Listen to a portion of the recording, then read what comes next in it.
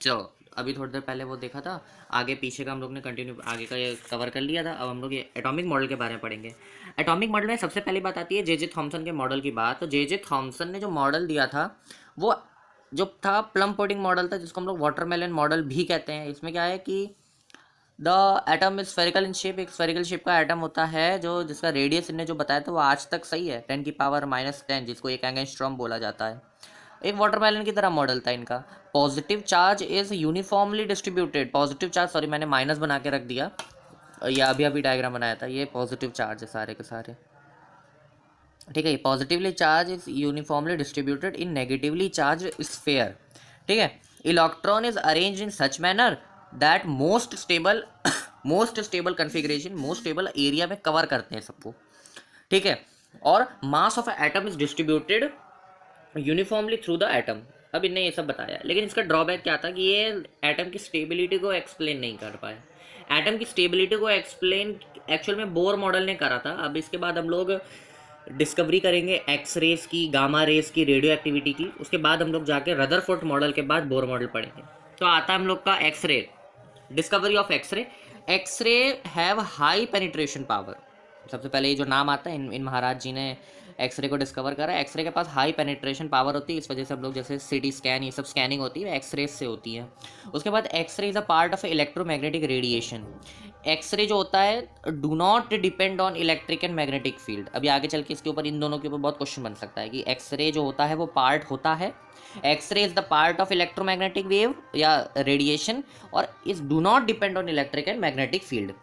X ray जो होता है वो हाई एनर्जाइज्ड रेडिएशन को शो करता है एंड कैन कॉज आयनाइजेशन भी करता है। अब एक्सरे का एक और काम है जो कि हम लोग को क्लास 12th की बायोलॉजी के ह्यूमन हेल्थ एंड डिसीज़ के चैप्टर के लास्ट में जहाँ कैंसर का आता है वहाँ पे हम लोग को एक्सरेज का दिखता है कि हम लोग एक्सरे की मदद से हम लोग ट्यूमर सेल्स जो कि मेलिजेंट ट्यूमर होते हैं उसका हम लोग पता लगा सकते हैं, ठीक है। रेडियो एक्टिविटी की बात करते हैं तो रेडियो एक्टिविटी में तो एग्जांपल इन तीनों का आ जाता है कि यूरेनियम, थोरेजियम और रेडियम और फ्रेंशियम, ठीक है। इसके बाद रेडियो एक्टिविटी का जो आविष्कार था, रेडियो एक्टिविटी के बारे में बताने वाले ये हेनरी महाराज थे। इसके बाद हम लोग पढ़ेंगे अल्फा रेज, बीटा रेज और गामा रेज के बारे में और कुछ कुछ पॉइंट्स देखेंगे। इसी से ये दोनों पॉइंट ही आएंगे। सबसे पहले इलेक्ट्रोमैग्नेटिक रेडिएशन का ये पार्ट है, इसमें देखा जाएंगे कौन पार्ट है कौन पार्ट नहीं है। देखो सबसे पहले ये अल्फा रे, एंड अल्फा रे जो होता है वो +2 आयनाइज्ड होता है और अल्फा कैन डिफ्लेक्ट बोथ। ये देखो मतलब डिफ्लेक्ट होता है, इसका मतलब ये डिपेंड भी करेगा और ये डिपेंड नहीं करता। क्वेश्चन आ सकता है which of the following is depended on electric and magnetic field. So ये नहीं करता है, लेकिन ये डिफेक्ट भी करता है और साथ साथ ये डिपेंड भी करेगा। जो ये प्लस से माइनस की तरफ जाते हैं अल्फा चार्ज, और it is not the part of EM waves. जो एक्सरे मतलब एक्सरे जो था हम लोगों का वो पार्ट थी, लेकिन ये पार्ट नहीं होती हैं, ठीक है। अब हम लोग पढ़ेंगे बीटा रेस के बारे में। ये पॉजिटिव से नेगेटिव जाती थी, ये नेगेटिव से पॉजिटिव जाएगी, ये नेगेटिवली चार्ज होती है।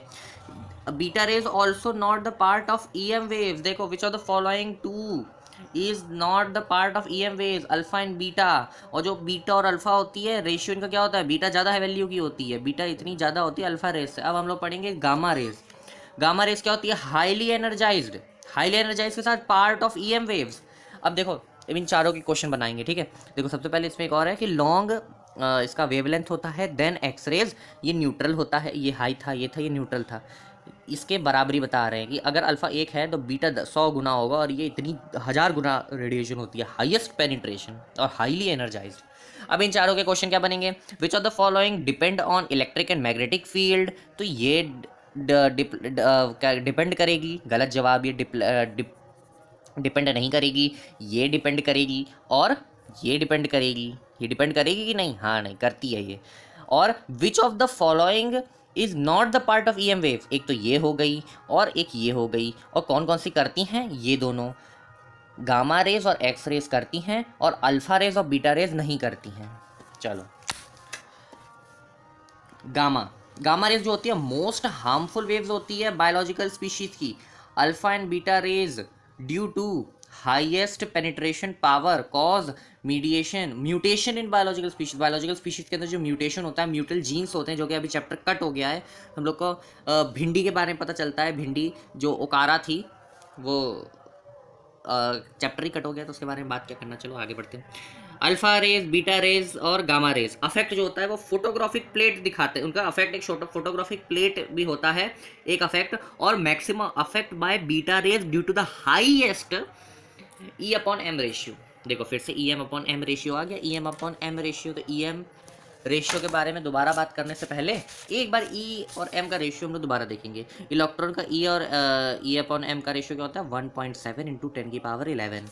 फिर प्रोटॉन का क्या होता है, प्रोटॉन का होता है 9.5 इंटू 10⁻7। और न्यूट्रॉन का क्या होता है, न्यूट्रॉन का हम लोग का होता है 0 हो जाता है, ये देखो स्पेसिफिक चार्ज 0। अब हम लोग बात करते हैं कि इन लोगों के उसके ऊपर, इन लोग की देखो ये क्या होता है, बीटा का सबसे ज़्यादा होता है, अल्फा का उससे कम होता है, गामा का सबसे ही कम होता है। लेकिन अब बात करें कि इलेक्ट्रॉन प्रोटॉन न्यूट्रॉन में भैया इस अल्फा जो होगा वो कहाँ पे लाई करेगा, अल्फा लाई करता है इन दोनों के बीच में, इलेक्ट्रॉन सबसे ज़्यादा, फिर प्रोटॉन, फिर अल्फा, फिर न्यूट्रॉन। भैया न्यूट्रॉन कहता 0 ही है। अब बात करेंगे Rutherford model of atom. Rutherford model में देखो सिंपल सा है, एक इन्हें डब्बा लगाया था जिससे यूनी डायरेक्शन की लाइट आई थी, और ये जाके ऐसे शी शेप का इन्हें कवच लगाया था जिसमें फ्लोरोसेंट सल्फेट स्क्रीन थी जिसमें लाइट ग्लो करती थी, एक गोल्ड फॉइल लगा दी थी। तो इसमें से पता चल जाता था कि ए जो है कुछ पार्टिकल सीधे सीधे लाइट चली जाती थी, कुछ बेंड हो जाती थी और कुछ डायरेक्टली पास हो जाती थी। जो पास हो जाती, ये देखो ये वाली जो थी जो रिटर्न चली जाती थी, इसका मतलब यहाँ पे न्यूक्लियस है, इस वजह से वो 1 in 20,000 था, मतलब एक 20,000 में से कोई एक ऐसी करती थी। इसका क्या मतलब है, पॉजिटिव चार्ज प्रेजेंट है। और इसका क्या मतलब है, ये स्पेस है, सेल के अंदर स्पेस है, सॉरी सेल तो बोल नहीं सकते, एटम के अंदर स्पेस है। Bombarded a tiny gold foil is the thickness of 100 nanometre with इन अल्फा रेज को फेंकते थे और कुछ नहीं है।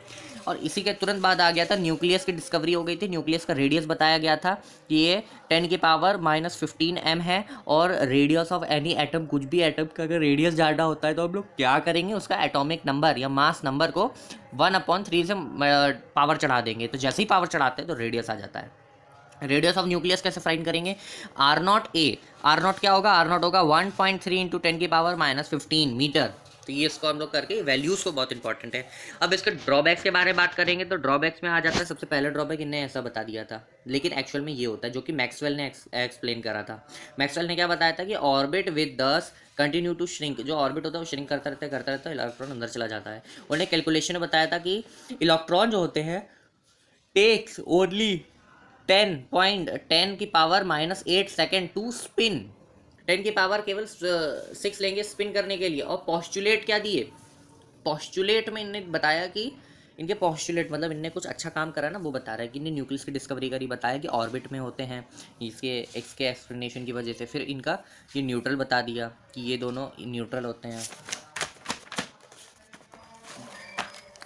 अब भैया ये क्या है, ये है not explain how electron arrange around the nucleus. भाई ये तो एक्सप्लेन ही नहीं कर पाया, जो मेन मुद्दा था वो तो एक्सप्लेन ही नहीं हो पाया। फिर उन्होंने हाइड्रोजन स्पेक्ट्रम के बारे में बताया कि हाइड्रोजन स्पेक्ट्रम जो होता है कंटिन्यू करता है, अगर इसके साथ ये गलत हो जाता है, हाइड्रोजन स्पेक्ट्रम ही गलत बन जाएगा। अगर हम लोग रुडोल्फ इसकी बात करेंगे, रुडोल्फ नहीं, अभी बायोलॉजी पढ़ के उठे थे, रदरफोर्ड की। अब मूजले के एक्सपेरिमेंट की बात करते हैं। मूजले के एक्सपेरिमेंट जो था वो studied a frequency of X ray on metal की फ्रीक्वेंसी बताई थी, इसका फॉर्मूला होता है, हम लोग पीरियोडिक टेबल में देखते हैं। अच्छा, एक ये बहुत फेमस क्वेश्चन होता है कि अब इसमें बोला जाता है कि वॉल्यूम ऑफ न्यूक्लियस का और वॉल्यूम ऑफ एटम का रेशियो चाहिए, तो रेशियो निकालने के लिए ऐसा ऐसा करेंगे। फिर आर न्यूक्लियस का हम लोग को पता है, ये किसने बताया था, ये पूछ सकता है भैया इसने किसने बताया था, रदरफोर्ड ने बता दिया था। और 10⁻10 किसने बताया था, ये तो सबसे पहले बता दिया था अपना थॉमसन मॉडल ने। तो इसकी पावर ये, इसकी पावर ये, और काट काट के 115 आ जाएगा। मतलब इन दोनों का रेशियो रेडियस ऑफ न्यूक्लियस के बराबर होता है। अब ये आगे का हम लोग नेक्स्ट वाले पार्ट में कवर करते हैं। देखो पीछे का रिवीजन करना इज वेरी इंपॉर्टेंट। अब ये सेकंड वीडियो है तो इसमें पूरा पीछे से लेके जहाँ तक पढ़ाया मतलब एक्सप्लेनेशन हुआ था वहाँ तक का दोबारा रिवीजन कर लेंगे। फिर दूसरी वीडियो आएगी उसमें भी यहीं से रिवीजन करेंगे, तो बार बार ये करेंगे तो रिवाइज हो जाएगा। एटम, इलेक्ट्रॉन, प्रोटॉन, न्यूट्रॉन, इसका चार्ज और इसका मास दिया है, इन दोनों का ये सेम है, इन दोनों का ये सेम है, पढ़ लेना। उसके बाद डाल्टन एटॉमिक थ्योरी दी थी। फिर डिस्कवरी ऑफ सब एटॉमिक पार्टिकल, सबसे पहले बता दिया था कि ये बैड कंडक्टर है, तो इलेक्ट्रिक कंडक्टर के लिए क्या करना पड़ेगा, low pressure high voltage discharge tube, किसने, कुर्ज ने। फिर डिस्कवरी ऑफ इलेक्ट्रॉन में क्या करा, परफोनेटेड एनोड, जिंक सल्फेट की स्क्रीन थी, एनोड से कैथोड से एनोड आता था, कैथोड रे बोल दिया था, जे थॉमसन ने बताया था। उसके बाद ये नेगेटिवली चार्ज पार्टिकल थे क्योंकि ऐसे डिफ्लेक्ट हो जा रहे थे। प्रॉपर्टी क्या थी, इनविजिबल थी, जेड एन पे ग्लो करती थी, mechanical effect, heating effect, shadow दिखाती थी, स्ट्रेट लाइन की थी, नेगेटिवली चार्ज थी जिसको इलेक्ट्रॉन बोला गया। भैया देखो फिर से नाम आ गया वही वाला जो अभी हम लोग ने पढ़ा, एक्सरे इसको प्रोड्यूस करती थी हैवी मेटल पे, इंडिपेंडेंट थी भैया नेचर ऑफ गैस से। अब देखो वही देखो ये नेचर ऑफ गैस पे इंडिपेंडेंट थी, और लेकिन जो प्रोटॉन होता है वो हम लोग का depend on nature of light hydrogen only, ठीक है। तो देखो ये कैथोड मटेरियल के ऊपर डिपेंड होती है। अब नेक्स्ट आ जाता है हम लोग का चार्ज अपॉन मास रेशियो। पूरा ये है, जो ऊपर जा रही थी इसका मतलब वो प्रेजेंस ऑफ इलेक्ट्रिक फील्ड है, जो नीचे जा रही थी वो मैग्नेटिक फील्ड है, और बीच वाली जो थी वो बैलेंस्ड वाली है। किसके ऊपर डिपेंड करता है, स्ट्रेंथ के ऊपर, इन दोनों की, चार्ज के ऊपर, मास के ऊपर। फिर ई अपॉन एम रेशियो में इनका ये उसका रेशियो है इलेक्ट्रॉन का, तो ये डायरेक्टली प्रोपोर्शनल है। फिर हम मिलकर सॉल्ट ड्रॉप एक्सपेरिमेंट बताया था जिसमें Q equal to plus N, जो कि हम लोग इलेक्ट्रोस्टैटिक्स में ही पढ़ रहे हैं।